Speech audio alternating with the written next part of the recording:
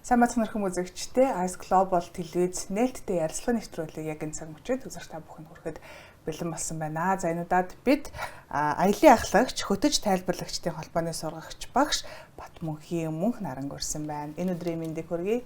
Сайн байна уу? Энэ өдрийн мэнд хүргэе. За бидний урилгыг хүлээн авч хүрэлцэн ирсэнд маш их баярлалаа. Тэгээд энэ удаад бид энэ 7 хоногт яг болж өнгөрсөн болж байгаа аялал жуулчлалын 7 хоногийн талаар бас аялал жуулчлалын салбар, энэ салбарын давуу тал болоод одоо илүү дэлгэрэнгүй бас ярихаар таныг студидтэй урьсан байгаа. Тэгээд аялал жуулчлалын 7 хоногийн талаар бас хоёлаа яриагаа эхлэвлээ гэж бодож байна. Энэ 7 хоногт бас аялал жуулчлалын салбарын цуглаж цаашдын одоо хөгжил юун дээр анхаарах уу, ямар асуудлууд тулгамдаад байгаа вэ гэдгийг ярилцдаг шүү дээ. Тэгэхээр энэ жилийн онцлог бас юу байгаа вэ? За бүх хүмүүстээ энэ өдрийн мэндийг хүргэе. Тэгээ бас оролцуулж байгаад баярлалаа.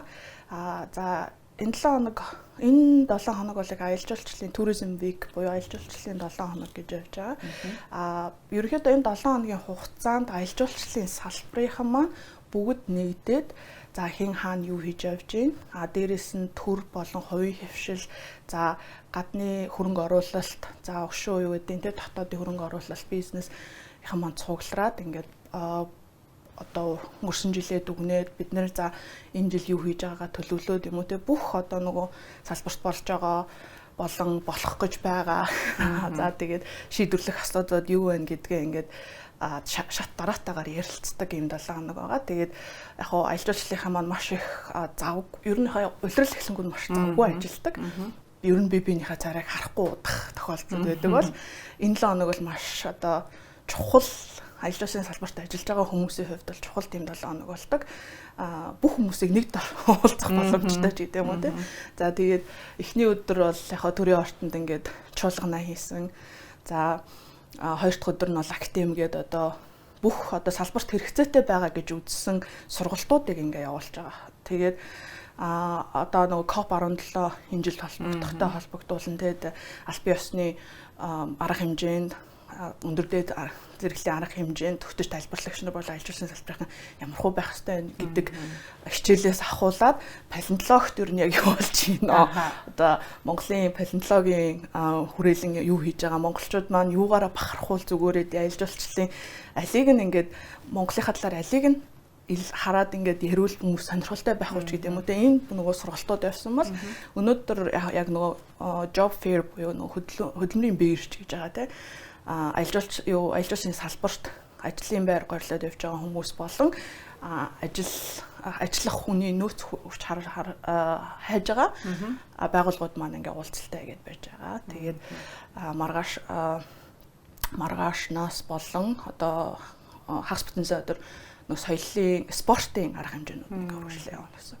Бүх төрлөөр аялал жуулчлалын салбарт ажиллаж байгаа хүмүүс маань нэгдээд уулзаад хуралдаад баярлаад ч гэдэг юм уу те тэгээд авдаг юм 7 хоног байгаа маа. Таны хувьд энэ салбар руу яаж анх хөл тавьж исэн бэ? Тэгээд аялал жуулчлалын салбарын яг гоё зүйл нь таны хувьд юу вэ? За яаж хөл тавьж исэн гэхээр би нөгөө 10 жилээс англи хэлийг айгүй сонирхдаг яадаг байсан. Тэгээд 10 жилээс орж хаад манай сургууль дээр нөгөө Америкийн Peace Corps буюу Америкийн Peace Corps гэх байгууллага гэдэг чинь сайн дурынхан ирж 2 жил болоод англи хэл заадаг. Тэндээс манад нэг багш ирсэн байсан. За тэр багш маань ингээд айгүй гоё ингээд англи хэлийг биднэрт яаж заавал зүгээр сонирхолтой тэр багш хэлсэн. Тэрнээс бол айгүй сонирхолтой байдаг байсан. Тэгээд багсаа ингээд өөрөө ч гэсэн хин тэнд ямар сургалт болж гэнэ гэж очиж ингээд суугаал ингээд явдаг байсан болохоор 10 жилээ төгсөөд 100 тийм Америкээс ирсэн эмчнэрт нэг сайн дурын эмчнэрт сэлэнгийн хөдөр өрөөгөө сумдуудаар яваад ингээ үзлэг хийнээд тэнд ингээд туслах хүмүүс хайж байна гэхээр нь яваад очицсаахгүй.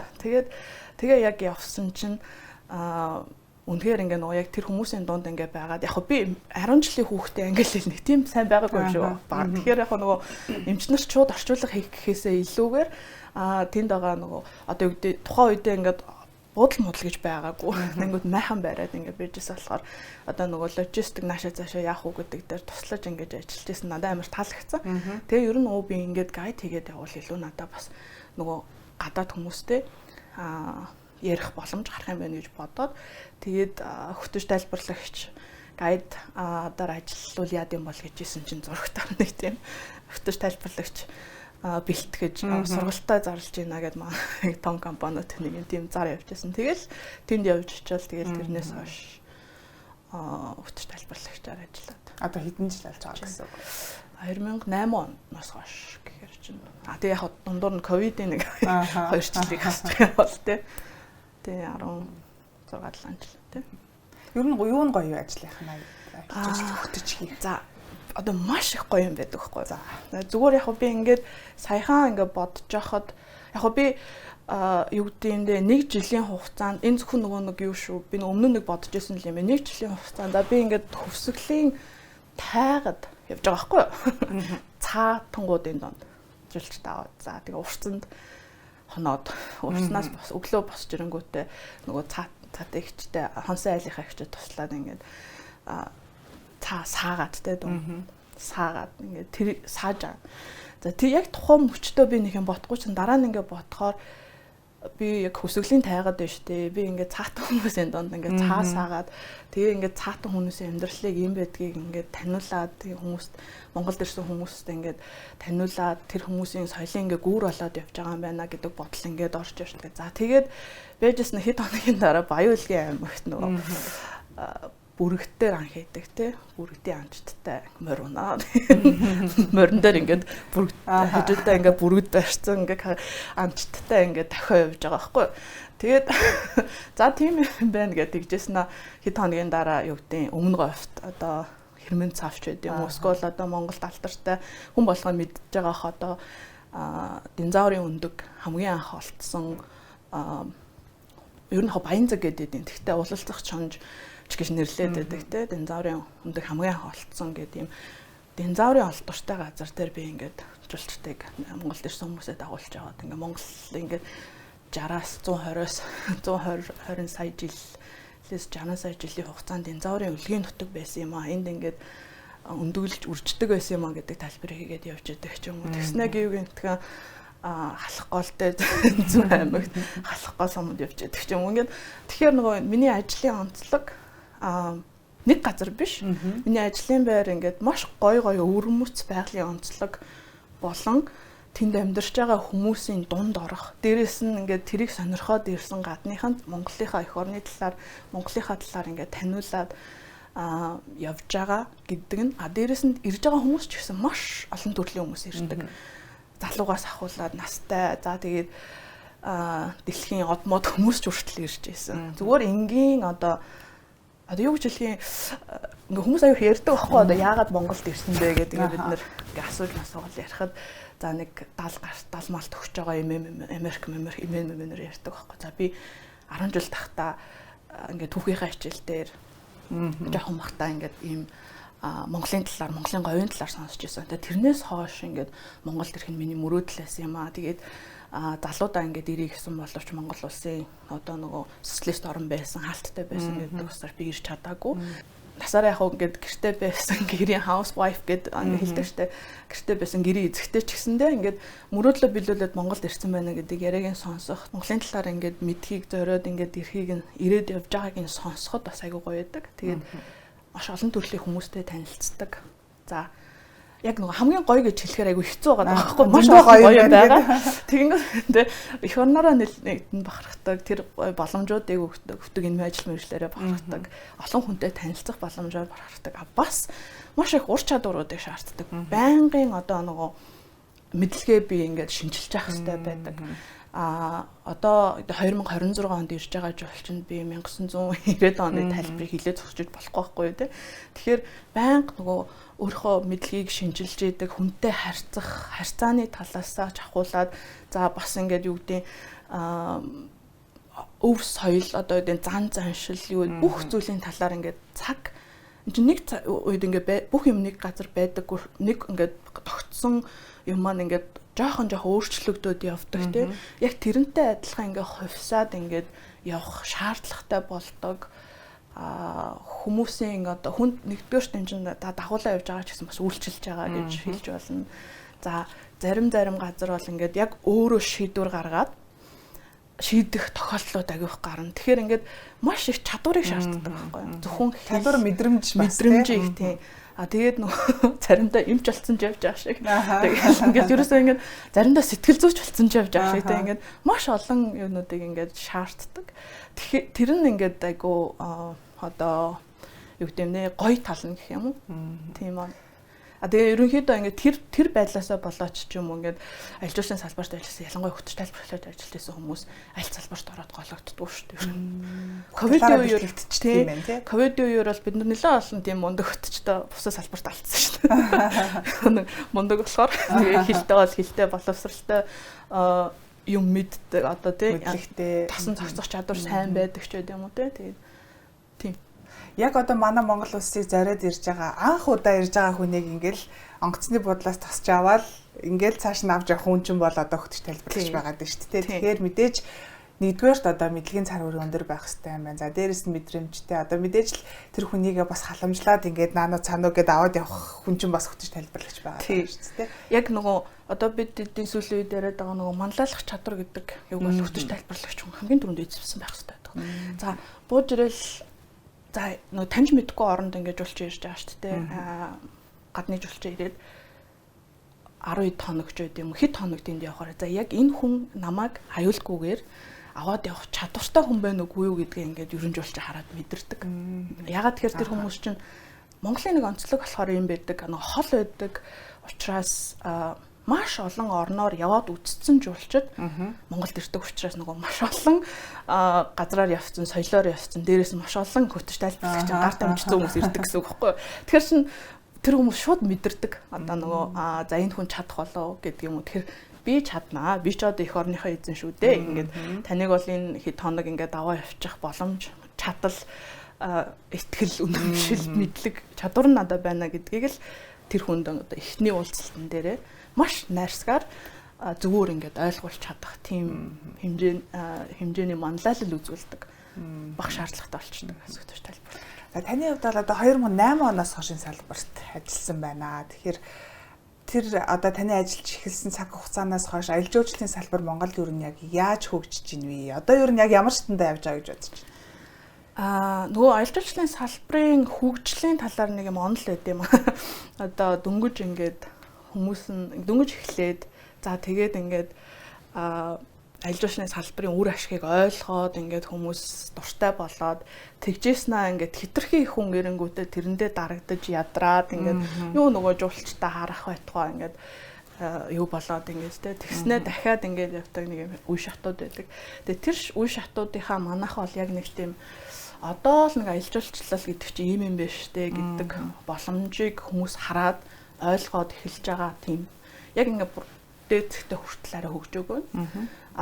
Тэгвэл тодорхой нөгөө аялал жуулчлалын хүмүүсийн зорж очдог газрууд байгаа шүү дээ. Баян Монголд ирсэн жуулчин бол заавал очдог газруудаараа бол яг уу магадгүй ингээд хөгж яг ингээд бүр дээр шатандаа л хүрсэн гэж би хувь хүний хувьд бол харддаггүй. Гэхдээ тодорхой хэмжээний одоо аялал жуулчлал ямар үр ашигтай байж болох юм бэ гэдгийг мэдрээд явж байгаа юм. Цаашдаа өсөх угаасаа шаардлагатай байгаа. Яг ингээд зөв хараад тэгээ бодлогоо зөв тодорхойлоод явах юм бол манайд аялал жуулчлал хөгжих маш боломж байгаа гэсэн. Дээрэс нь одоо тэр үед 2008 онд тухайн за жишээлбэл Америкаас л хүмүүс ирдэг байсан бол одоо бол ер нь олон орноос Монголыг сонирхож Монгол гэдэг ямар улс байд юм бэ гэдгийг үзэхээр нүдээр үзэхээр гэж жуулчдын тоолол урсгал нэлээд нэмэгдсэн болов уу гэж бодож байна. Тий, яг зөв тий нэмэгдсэн одоо яг нөгөө хүн болгон л одоо хайрч байгаа нөгөө physical Asia гарснаас Солонгосоос л нэлээд ирж байгаа тий ирж байгаа гээл одоо нөгөө би чинь байнга л хөтөч тайлбарлагч гээл тэр хүмүүсийн хүрээлэл донд байдаг миний найзууд чи хөвчлэн л тийм хүмүүс байдаг. Тэнгүүд хятад хэлтэй хүмүүс нэлээд завгүй байгаа тах шиг байна. Энэ сар ер нь тэгэхээр хятадаас хүмүүс их ирж байгаа мэн гэж ойлгож байгаа. Ойролцоо хөшөөд хүртэл сонирхож ирдэг болсон байна шүү дээ тий. Тэгэхээр энэ маш их ирж байгаа. За ер нь би бол өөрөө англи хэлээр гайд байдаг учраас англи хэлтэй орноор англи хэлтэй болон англиар ярьдаг орны жуулчид болон англи хэлтэй хүмүүс төгтөж тайлбарлагч хийгээ явдаг. Яг нөгөө одоо Азийн орнуудаас их юм бол зөвхөн одоо Солонгосч байд юм уу, Япон, Хятад гээд за бүр Таиланд, Тайванаас хүртэл ингээ хүмүүс ирж байгаа шүү дээ. Тэгээд тэр хүмүүст зориулсан хэлтэй ингээд өгтөж тайлбарлагч нар шаардлагатай болоод энэ салбарт хэрэгцээтэй болж байгаа гэдгийг өгтөж тайлбарлагч холбоонд ингээ сурагч багш хийдэг хүний хувьд анзаарч байгаа тийм. Тэгэхээр мэдээж нөгөө ирж байгаа жуулчдын тоо нэмэгдэхээс гадна одоо ямар орноос өөрөөр орноос ингээд зорж ирдэг болж байгаа. Тэгж харагдаж байгаа. За тэрийгээ дагаад манай үйлчлэгээний салбарын хүмүүс ч юм уу үйлчлэгээ үзүүлж байгаа бүх юм ингээд яг нэг зөв явах ингээд төлөвшөх шатандаа л ороо явж байгаа гэж бол харж байгаа. Тэ бас одоо дутагдaltaй талууд бол зөндөө байгаа. Гэхдээ тэрийгээ ингээд одоо мэдээж шууд ингээд нөгөө 100% бүх юм перфект төгс төгөлдөр болчихдгүй яг л одоо явах хэвээр замаараа л явж байгаа гэж би хувь хүний хувьд бол хардаг. Одоо л яг ингээд хүмүүс хэлж байгаа нь жуулч яг ингээд 2008 онд бол үнэхээр хэцүү байсан л да. Одоо хар хөрөнгөөс ингээд автобустай жуулчтай аваад гараал за 0 оруулах гэхээр ингээд автобусаа зогсоож байгаа л жоохон ингээд хошин шок хэлээл тэ. За эмэгтэйчүүд нь баруун тийш эрэгтэйчүүд нь тийшээ гэл ингээд нөгөө Африкт та нар явж исэн мэт Африк амьтад чинь ингээд нөгөө газар нутгаа тодорхойлдог гэл ингээд жоохон юм хошин шогийн юм яриад хүмүүсээ наал оруулдаг гэсэн бол одоо бол өөр болцсон шүү дээ. Ингээд замын дагуу за нэг цагаас нэг цаг 30-аас 2 цаг яваад зогсоход ямар ч байсан нэг юм болоосон нөөлтэй газруудтай болцсон байгаа даа байхгүй тий. Тэгэхээр чин ер нь бол ингээд яг бид нар өөрсдөө боломжоо харах хэрэгтэй, судалгаагаа сайн хийх хэрэгтэй. Одоо за 0 энд байхгүй дээ гэж бодоод явах биш. Хаана 0 баригдсан байна гэж очиж хараад мэдчихэд ингээд төлөвлөгөөтэй хүмүүсээ аваад явах юм бол хамаагүй дэвшилсэн шүү дээ. Одоо тэгэхээр нэг аяллаа групп явж илаа гэхэд Монголыг зориод ирсэн тэр хүмүүсийг манлайлж удирдах явах нь л одоо та юм биш үү? Тэ хөтөж тайлбарлагч хүмүүс үү? Яг хөө мэдээж нөгөө аяллаа зарж байгаа тэр хүмүүсийг Монголд авчирж байгаа манай аялал жуулчлалын компаниуд юуны менежерүүд шүү дээ. Тэр хүмүүс маань бол мундаг маш тэр чинь айгүй хэцүү шүү дээ. Ингээд энэ тентхийн нөгөө нэг аялал жуулчлалын үзэсгэлэн экспо юу болж энэ зардлаа гаргаж өөрсдөө очоод за тэр олон өрсөлдөж байгаа орнуудад Монгол юм мундаг штэ гэж яагаад ингээд анхаарлыг нь татаад нэрээ би Монгол явах хэрэгтэй байна гэдэг шийдвэрийг гаргуулад ирүүлж байгаа хүмүүс ч айгүй мундаг. Тэд нар ч маш сайн ажиллаж байгаа учраас тэгээд яг Монголд ирсэн багт нь бол нүрээ нь улаалгахгүйгээр юм аваа явчих хүмүүс нь одоо хөтөж тайлбарлагч нар бас аялын жолооч нар байдаг. Ер нь бол хөтөж тайлбарлагч жолооч хоёр бол маш нэг команд юм байна тийм маш чухал одоо нэгэнд ирсэн хүмүүсийг тийм ирэхээс өмнө бол мэдээж ингээд авчирж байгаа хүмүүс нь бол ингээд маш чухал ажлуудыг сайн ажлуудыг хийж явж байгаа. Тэгэхээр ингээд бие биенийхээ ажлыг ойлгоод ингээд хамтарч ажиллах ийм салбар байдаг. Ажил хөшлөл бол байнга маш олон талын оролцогчдтой тийм одоо би нөгөө юу гэж боддоо штэ за нэг дүүргийн цагдаагийн хэлцээр сууж байгаа цагдаа хүртэл миний хамтрагч болчихдог байхгүй аялал жуулчлалын салбарын оролцогч болж байгаа байхгүй тэр хүн чинь яг ч юм нөгөө юм алдчихлаа гэж бодоход би тэр цагдаа дээр очил явна штэ тийм тэгэнгүүт за замын нэг цайны газрын зөөгч хүртэл ингээс оролцогч болчихж байгаа байхгүй юу? Миний хамтрагч болчихж байгаа. Тэгэнгүүт за нэг надлан урчлан чи нөгөө юу за янз бүрийн шалтгаанаас болоод нислэгнүүд нэг хэсэг явахгүй байгаад тэгээд газраар хүмүүсээ авч явж байхад тэгэл ерөнхийдөө за дунд говийн дайраад өнгөрч байгаа тий тэр рестораны зөөгч нартай хүртэл ингээл өмнө нь уцаар арил. За одоо бид нар очиж шүү. Ширээ маань бэлэн байгаа юу? Хоолоо ингээд захиалсан шүү гэл ингээл тэгээд тэд маань хүртэл ингээд сүүлрэг ойлгох тогтолцсон. За танаа групп ирж байгаа. За юу захиалах юм? Нэг хүн нэг тав хоол авч идэж амжих уу? Хуваах юм уу? Хідэн тав бэлтгэх ингээд нөгөө юм мэддэг болоод эхэлж байгаа байхгүй. Нэг ингээд очиж юм. Тэгэл одоо ингээд энэ салбар хөгжиж байна л гэсэн. Тэгэхээр нөгөө ингээд ингээд хөгжиж байгаа тодорхой нэгэн хэмжээгээр одоо Монгол жуулчин ирснээрээ ингээд хин нэгэн хүнийг ингээд өөрөө санаанд ч ороогүй нэг энгийн нэг малчин хүн хүртэл ингээд тэнд чинь оролцогч болоод явчихж байгаа сонирхол одоо гэдэг малчин айлын гэрээр ороход ингээд одоо нөгөө яа гэв Монголын цочломтгой ёсыг үзүүлж байгаагаараа тэр хүн бас ингээд салбарын нэг оролцогч болчтой. Бидний хамтарч ажилладаг багийн гишүүн болол явчихдаг. Одоо жуулчдын урсгал зөвхөн зуны улиралд байдаг байсан бол бас өвөл ирдэг, хавар, намар ирдэг жуулчдын тоо бас нэлээдгүй олон болсон болов уу гэж бодож байна. Тэгэхээр тийм олон ер нь өвөл бас ингээд нөө сонирхоод үзүүлэх юм бас Монголд хэрэг байд юм бэ? Тий одоо нөгөө аваад жил ингээ хөгжүүлээд явж байгаа Мөсний баяр байгаа шүү дээ. Хөвсгөлд болдог. Хөвсгөл аймгийн одоо хөвсгөл нуурын мөсөн дээр болдог. Мөсний баяр гэж байгаа. За тэрэн дээр зарим нэг хүмүүсийн санаачлахтайгаар цааны баяр бас нэмэгдээд тэ нэгэнт хөвсгөлийн Мөсний баярт оролцож байгаа бол нэг хэдэн километр яваад юунд очиад тайгад очиад цааны баярт оролцооч гэдэг ингээд цааны баярыг хөгжүүлээ явж байгаа. За дээрэс нь өмнө говьт болж байгаа Тэмээний баяр болдог тийм. Мянган Тэмээний баяр гэж. За Тэмээний баярыг хүмүүсээр сонирхдог. Ер нь 2 сарын сүүлээр 3 сард болдог. Ингээд тэр нь одоо яагаад тэгэхээр одоо Тэмээ ингээм амар сүрлэг хамаг өснөөс нь ингээ гоё болцсон ийм байх хугацаа нэг тэр хугацаа байж байгаа учраас тэр баярыг хийж байгаа. Тэгэхээр тэрийг нь үзгээд ирж байгаа хүмүүс бас байж байдаг. За тэгээд 11 сард болоод байдаг талын Түмэн адуу гээд Хинтэн аймгийн тийм Хинтэн аймгийн Батнайрамт болж байгаа тийм. Тэр энэ бүх нөгөө юунууд чинь аль жуулчлалын идэж аяга олон жил ингээд багаар сураал ингээд сайжруулах хэрэгтэй маа сайжруулаад ингээд явж байгаа ийм баярууд одоо фестивалууд гэдэг юм. За тэгээд Баяуулгад 10 сард болдог Бүрэгдийн баяртай ойролцоо Бүрэгдийн баяр сая одоо яг Улаанбаатарын өнгөрсөн 7 хоногт өнгөрсөн 7 хоног амралтын өдрүүд болсон тийм. Бүрэгдийн баяр бас болж байгаа шүү дээ. Баяуулгын аймгаас мундаг нөгөө дэлхийн авраг мавраг болсон бүрэгдчдийг авцраал ингээд тэнд ингээд үзүүлээд арчлаад ингээд явж байгаа. Тэгээд тэр үзүүлэх юмнууд бол ингээд хангалттай. Хангалттай гэхэд таашаа ихтэй ямар ч байсан байгаа. Тэгээ тэрийгээ илүү ингээд хүмүүс гол нь яг нөгөө хэрэглэгч эрэлттэй байж нийлүүлэлт авдаг гэдэг шиг.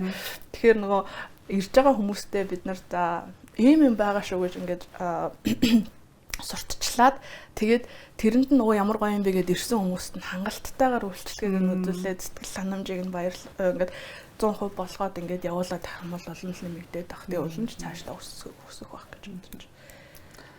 Холбоонд бас сургагч багшаар ажилладаг юм байна. Тэгэхээр одоо яг хөтөж тайлбарлагч болёо гэж сонирхож байгаа хүмүүс хүүхдүүд бас соёлыг үзчихэж магадгүй. Тэгэхээр яг энэ холбоонд одоо юу заадаг юм бол ямар давуу талуудтай байдаг юм бол хөтөж тайлбарлагч болох нь бас одоо залуучуудад ямар гоё давуу талуудыг өгөх бол. За ер нь ингээд тийм ажиглаж байхад ингээд маш олон хөтөж тайлбарлагч нар байд юм. Ямар нэгэн сургалтаар яваагүй ч юм уу эсвэл нөгөө ингээд аялын компанийнхаа сургалтанд суугаад ингээд явж байгаа. Тэгээ зүгээр нэг хэлний мэдлэгтэй болоод ингээд тэгээ явж байгаа. Гэхдээ ингээд нөгөө явцынхаа хугацаанд ингээд хүмүүс ч айгүй сайн ингээд одоо за би энийг ингээд нэрээ хэлэхгүй бол мэдэхгүй бол алахгүй юм биш үү гэдгээ ингээд суралцаад тэгээд ингээд мундаг болоо явж байгаа хүмүүс байдаг. Тэгснээр шууд ямар ч нөгөө бэлтгэлгүй орж ирээд одоо юу гэдэг сайн ажиллаа гүйцэтгэж чадаагүйгээсээ болоод за энэ чинь бүтэхгүй юм байна гэж хаяасан хүмүүс зөндөө байгаа. Тэгсгүй зүгээр ингээд за би нэг амралтынхаа хугацаанд мөнгө олчих гэсэн зорилготой хүмүүс ингээд ажиллаад байдаг юм шиг байгаа. Юм шиг байгаа ч үлдээ угаасаа бодод үнэн тэр. Гэхдээ бид манай холбооны зорилго одоо сургалтыг явуулаад байгаа зорилго нь юу байдаг гэхээр за ажилчны салбарт орж ирэх гэж байгаа бол ядаж нэг суур мэдлэгүүд нь ийм юмнуудыг та мэдсэн байх хэрэгтэй байдаг. Ийм хөтөж тайлбарлагчаар ажиллана гэдэг чинь тусгай мэрэгжил юм шүү. Зүгээр хүн болгоны хийдэг ийм юу биш юм а гэдгийг ойлгуулах зорилготойгоор энэ сургалт явдаг. Тэгэхээр яг бидний сургалтандаа тавьдаг зорилго нь хөтөж тайлбарлагчтай ажиллах гэж байгаа бол англи хэлээр юм уу, солонгос хэлээр юм уу, францаар юм уу, италиар юм уу, германаар юм уу, тодорхой хэмжээнд дунд зэргийн хэмжээнд болтгоо ярьдаг байх шаардлагатай гэдэг шаардлага бид нар тавьдаг. Ягаад тэгэхээр хүмүүс нөгөө англи хэлээ сайжруулъя, хэлээ сайжруулъя гэж ингэж нөгөө орж ирэх тохиолдлууд бас байдаг. Тэгэхээр нөгөө тийм биш ээ. Ягаад тэгэхээр зүгээр л нэг юм жишээ хэлэх юм байна шүү дээ. Би одоо жишээ нь ингээд Франц гэдэг улс руу очих гээд мөрөөдөөд тэгээд ингээд мөнгө цуглуулад хэдэн жил болох юм битггүй те. За мөнгөтэй олчлаа би явъя. Гэт ингээд очисон чинь тэнд байгаа нөгөө хөтөч маань ч юм уу тий одоо нөгөө намайг зүгээр одоо хилээ сайжруулах зорилгоор ашиглаад байвал яг уу яг миний сэтгэл ямар байх бол гэж бодоод үзэхээр яг уу мэдээж одоо хүн тэгж болно. Угаасаа би ч гэсэн тэгж л явж ирсэн. Гэхдээ мэдээж хилээ сайжруулах нь миний нэн төрөний зорилго байж болохгүй байхгүй юу? Тэр нь үйлчлэх гээд ингээд одоо Монголоор нэг үсгээд ирж байгаа өөрөө үйлчлэх гээд очиж байгаа хүмүүс нэн төрөний зорилгонд байх боломжгүй болохгүй байхгүй юу? Тэгэхээр тийм байж болохгүй шүү гэдэг үүднээс бид нэр тодорхой хэмжээнд ярьдаг хүмүүсийг сургалтандаа оруулахыг эрмэлздэг. За тэгээд 3-7 хоногийн өмнө тоош нэг ур чадварыг олгодог.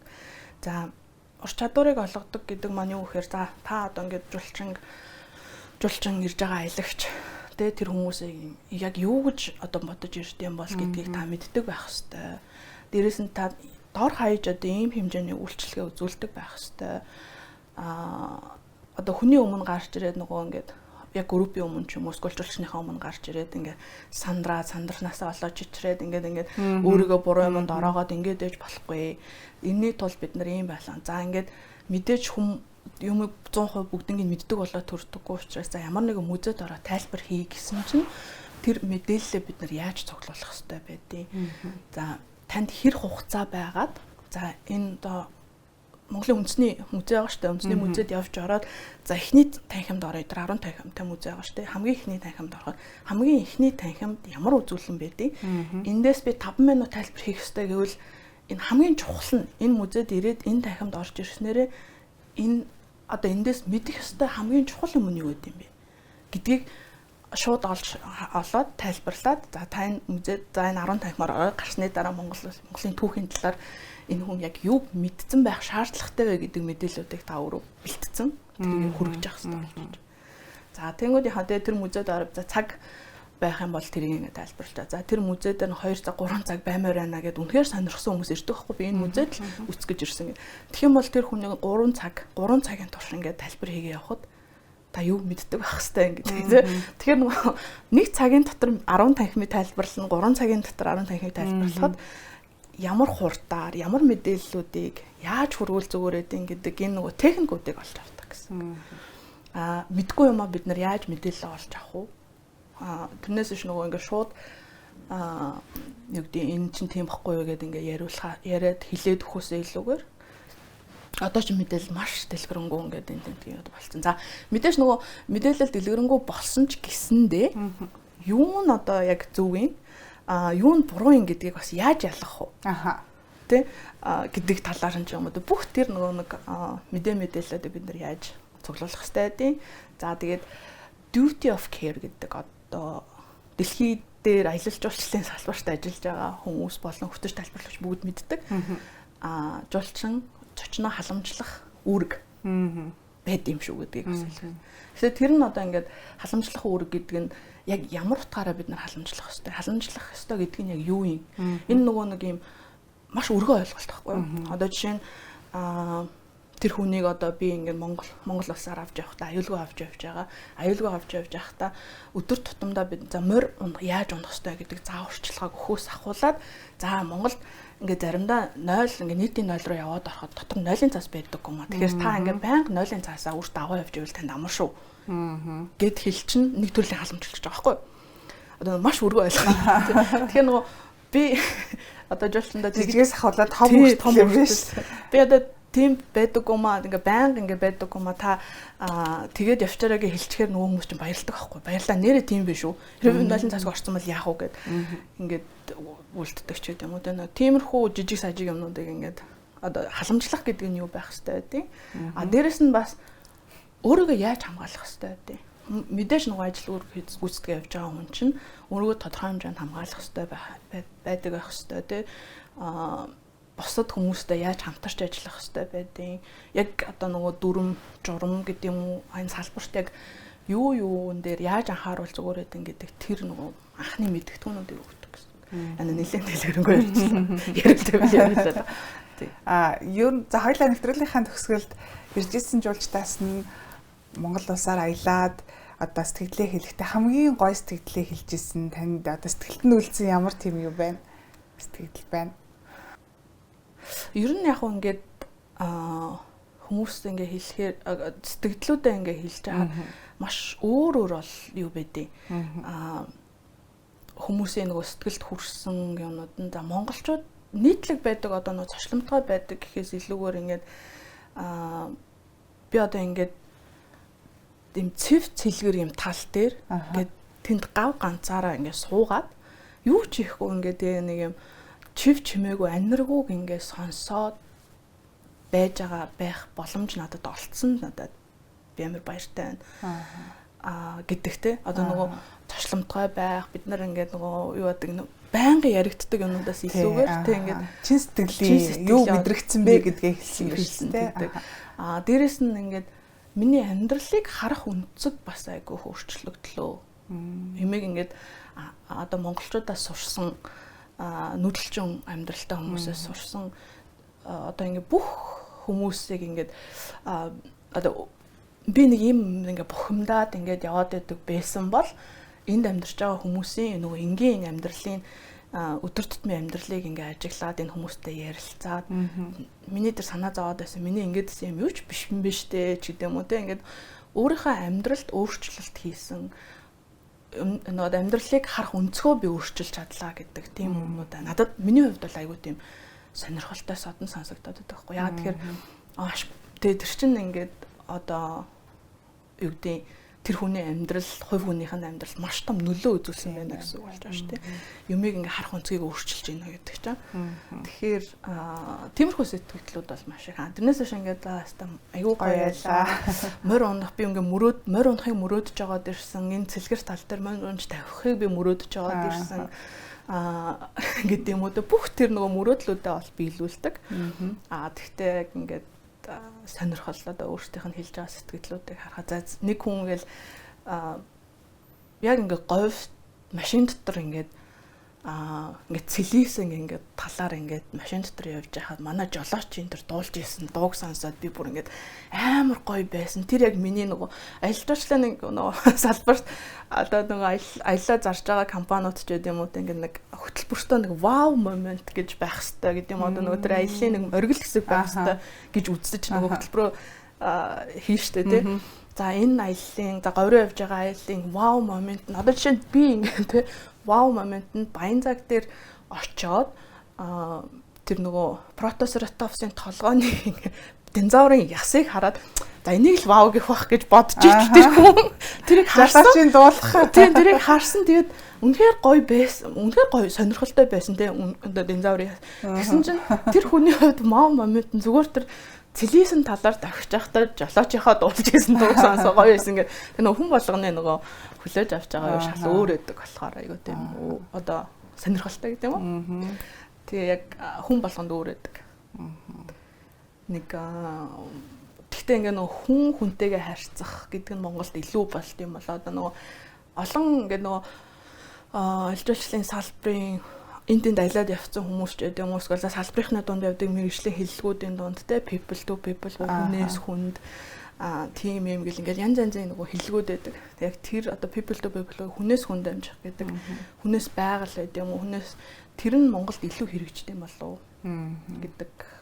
Тэрнээс яг ингээл маш олон юм дээрээс нь ингээд маш олон юмыг үүсцэн маш олон орноор яваад үтцсэн хүмүүс ирээд Монголд ирснийхаа дараа тийм сэтгэл хэлнэ гэдэг нь өөрөө бас барахмаар л байдаг.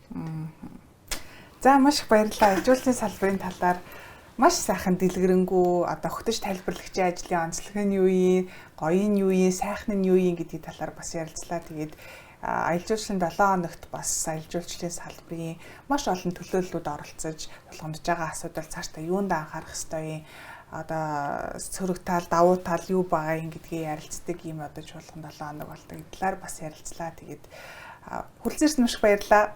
Тэгээд Монголынхаа одоо нэрийг Монголынхаа энэ нүүр царай бас болж байгаа гэсэн үг шүү дээ. Тэгэхээр гадаад жуулчдаа бас Монголынхаа талаар маш сайхан чадварлаг мэдлэгээрээ ингэж таниулж байгаа бас маш их баярлалаа. Тэгээд ажилд нь өндрөөс нэр амжилтыг хүсье. За баярлалаа. Тэгээ та бүхний ажилд ч гэсэн амжилт хүсье. Бас нөгөө ингээд яг зүгээр чөлөөтэй сэдвэр ингээд ярилцсан нэгээд ингээд чөлөөтэй яриулсанд баярлалаа. Нөгөө тийм аялал жуулчлалын салбарын гоё юм нь юу гэдэг юм бэ гэдэг талаар манай хүмүүс маань ойлгож авсан багтаа илүү дэлгэрэнгүй судлаарай. Ажилчлалын салбар гоё шүү. Тэгээд залуучууд маань ялангуяа өөрийгөө нэг сориод үзээрэй. Би яг ингээд ажиллаж чадах нь уу гэдэг шиг. Одоо нөгөө за дахиад зүгээр нэг юм хэлчихээд малчаахан мянган мэрэгчлээ эзэн гэдэг нэг үг байдаг шүү дээ хуучны. Тэр үг яг хөтөж тайлбарлагч хүнд амар зохих юм шиг санагддаг шүү.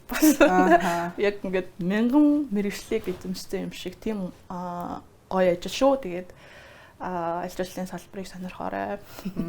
Залуучуудаа гэж хэлье да. Мэдээж одоо салбар болгоо онцлогтой сайхан юм байгаа. Гэхдээ ажилчлалын салбарт бас залуучуудад зориулсан маш гоё одоо боломжууд бас байдгийг шүү гэдэг талаар ярилцлаа. Тэгээ залуу хүн яагаад бүх зүйлийг хийж туршиж үзэж болохгүй гэж тэгээд туршиж үзээд үнэхээр танд тохирч ивэл хөтөж тайлбарлагч ажилчлалын салбарт бас ажиллах юм боломжтой шүү. За баярлалаа. Хоёулаа ярилцлагаанд өрлүүлье. Баярлалаа. Бидэнтэй хамтдаа үзэж та бүхэндээ баярлалаа. Нээлттэй ярилцлага байлаа. Хамтдаа баярлалаа. Түр баяртай үзэгчтэй.